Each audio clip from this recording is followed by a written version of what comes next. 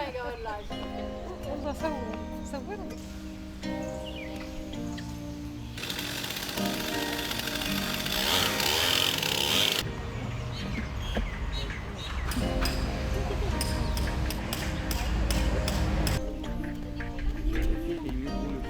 Madame, mademoiselle, monsieur, bienvenue de votre émission 19 minutes pour faire le point. Le thème aujourd'hui, la réhabilitation du jardin de Pamplemousse. Nous avons comme invité le docteur Jean-Claude Autré, une personne qu'on ne présente pas, une très longue carrière, 58 ans au service du pays dans différents domaines, la recherche, 40 ans au sein du MSRI, chancelier à l'Université de Maurice, GCSK, mais également botaniste de formation. Et justement, il est avec nous comme coordonnateur de la réhabilitation du jardin de Pamplemousse.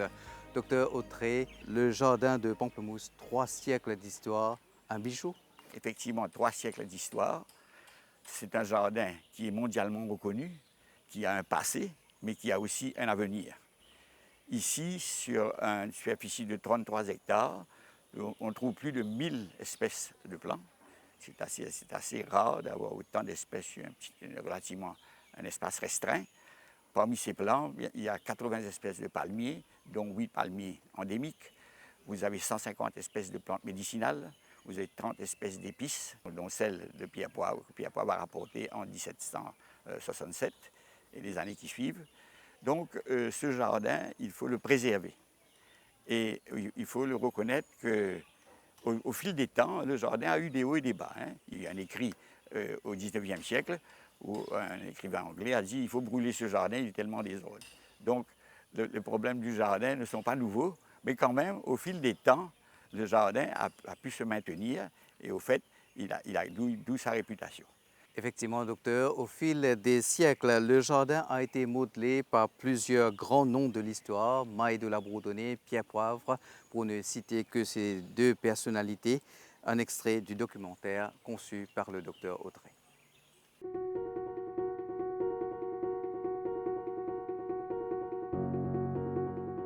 Je suis un baobab. J'ai la plus grande envergure de tous les arbres du jardin. Bertrand-François Maille de la Bourdonnais est connu pour ses nombreuses réalisations dans la colonie. Après son départ en 1746, mon plaisir a été pratiquement abandonné, jusqu'à l'arrivée de l'apothicaire Jean-Baptiste Fusé-Aublé en 1753. Un autre nom étroitement lié au jardin de Pamplemousse est celui du botaniste espion Pierre Poivre. En à peine 5 ans, Poivre a transformé le jardin de Pamplemousse. Un autre fait important. Le jardin a contribué à un programme de recherche français sur la relation entre le climat et la biodiversité. Un sujet toujours d'actualité. Les Britanniques ont pris l'île Maurice aux Français en 1810. Jusqu'en 1849, le jardin a traversé une période troublée. Avec l'arrivée de James Duncan, il a retrouvé sa splendeur.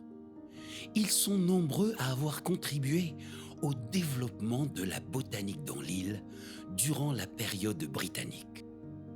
En 1913, sa responsabilité a été transférée au département d'agriculture nouvellement créé. Docteur Autré, vous vous joignez à ces grands noms dans la transformation du jardin. Avant tout, une remise en état?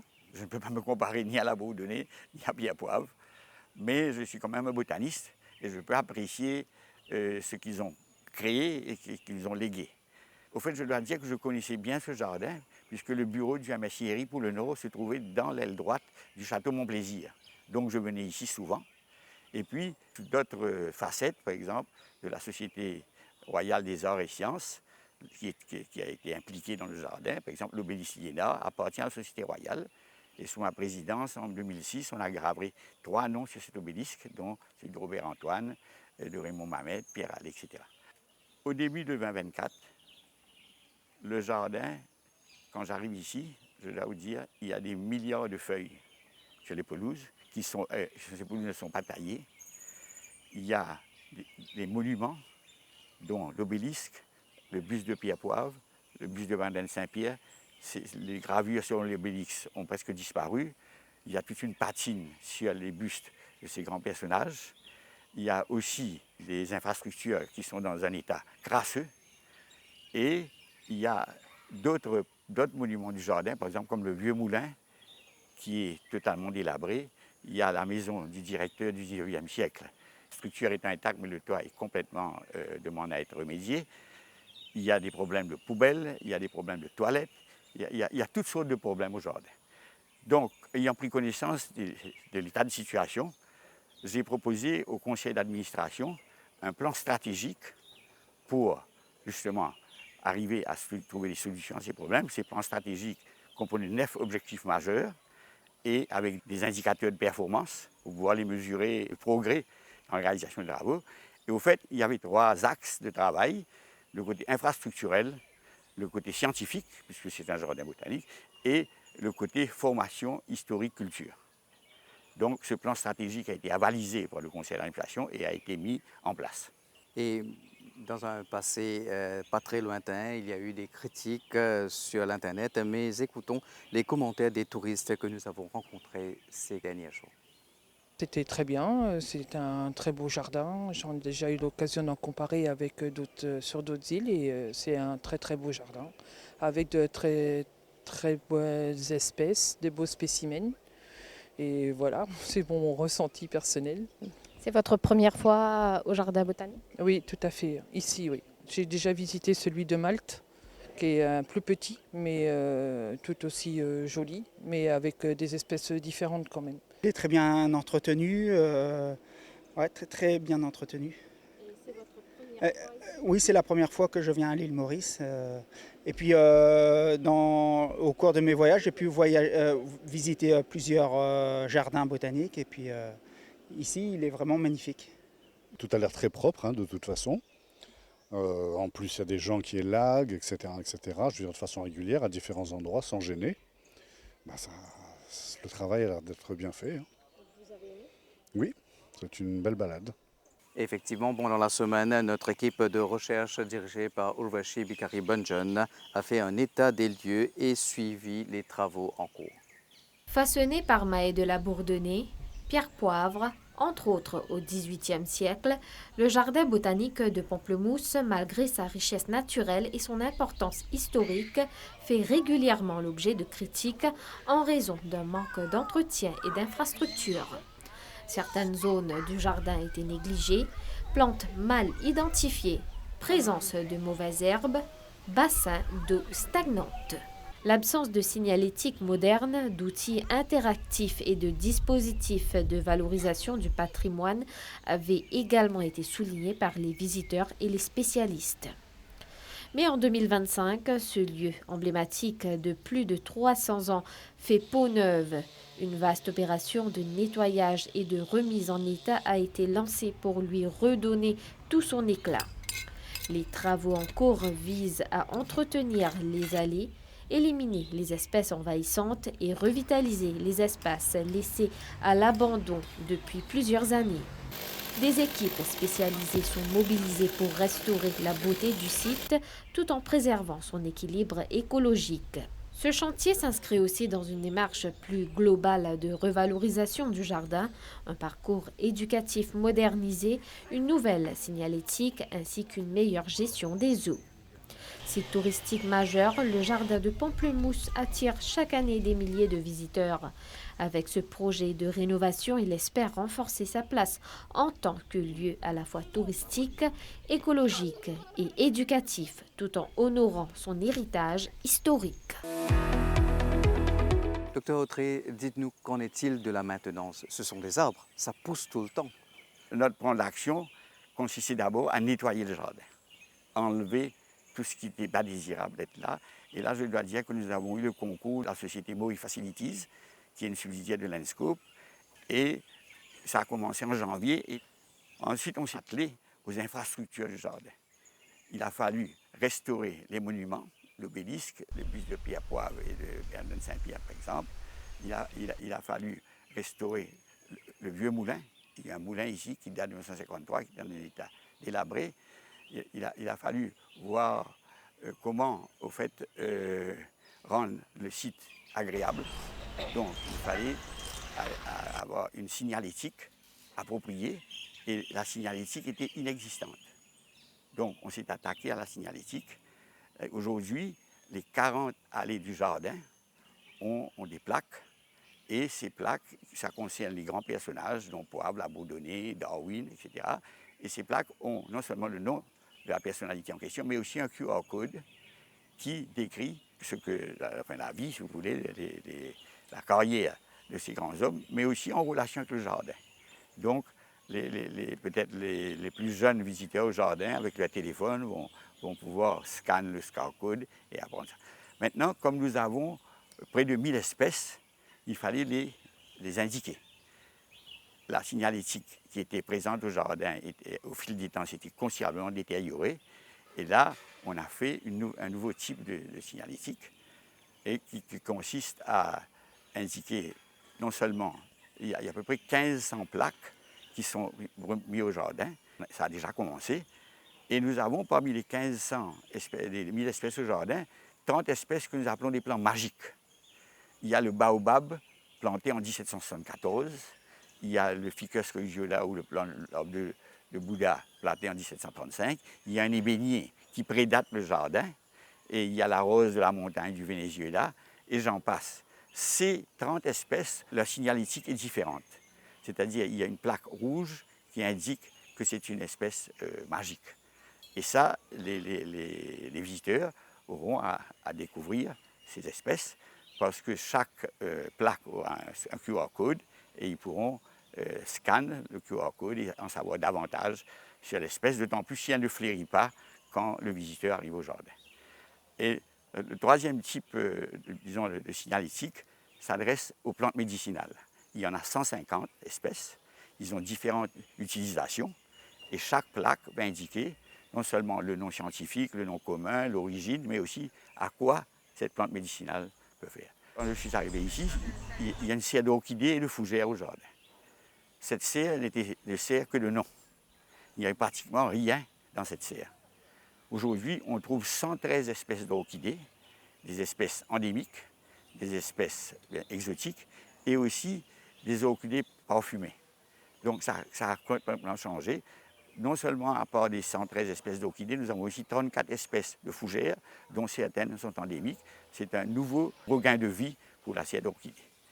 Maintenant, le jardin a besoin d'introduire des plantes. C'est dans notre programme scientifique.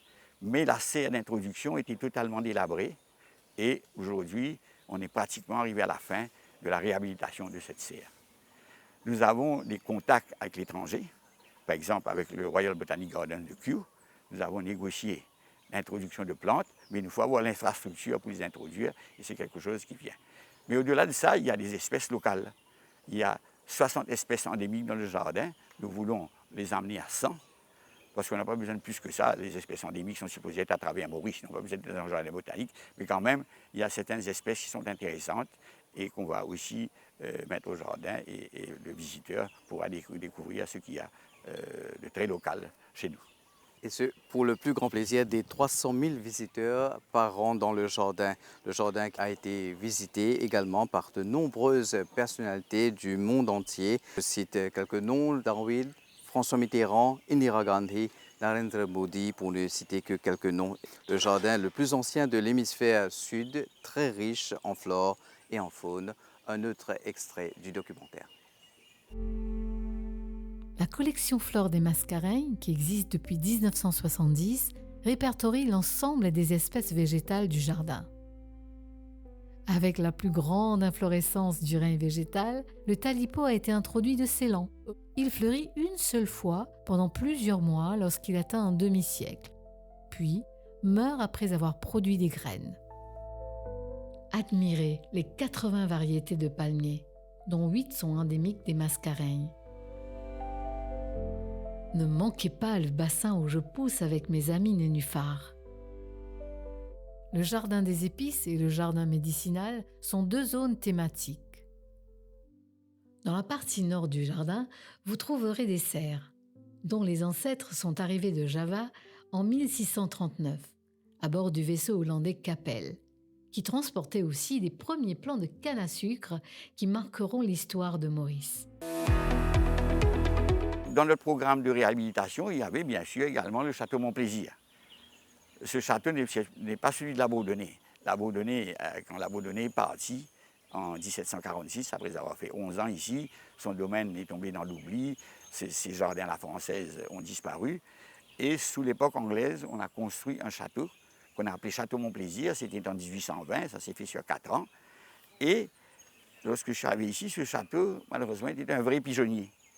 Il y avait des dizaines et des dizaines de pigeons qui abîmaient ce magnifique bâtiment. Et là, je suis heureux de dire que nous avons pu trouver une solution à ce château sans défigurer son apparence. Nous avons été à la recherche d'un filet invisible pour pouvoir le sécuriser. Et aujourd'hui, il n'y a pas un seul pigeon ou autre oiseau dans ce château qui, bien sûr, rend l'espace aujourd'hui qui peut être utilisé d'une façon optimale. Au fil des siècles, le jardin a eu plusieurs noms, jardin de Montplaisir, jardin des plantes, jardin national de l'Île-de-France ou encore jardin roi, Royal Botanical Garden de Pamplemousse et enfin le Sir Sivasagar Ramgoolam Botanic Garden. Docteur Autré, quelles sont les nouveautés? D'abord, les nouveautés, c'est la signalétique du jardin, qui est très importante. Deuxièmement, il y a que les infrastructures sont dans un état qui peuvent aujourd'hui accueillir les visiteurs et leur expliquer qu'est-ce que ces instituts-là représentent, quelles ont été leur histoire, etc. Troisièmement, il y a le château Montplaisir. Nous avons un projet pour en faire un musée interactif dans ce château.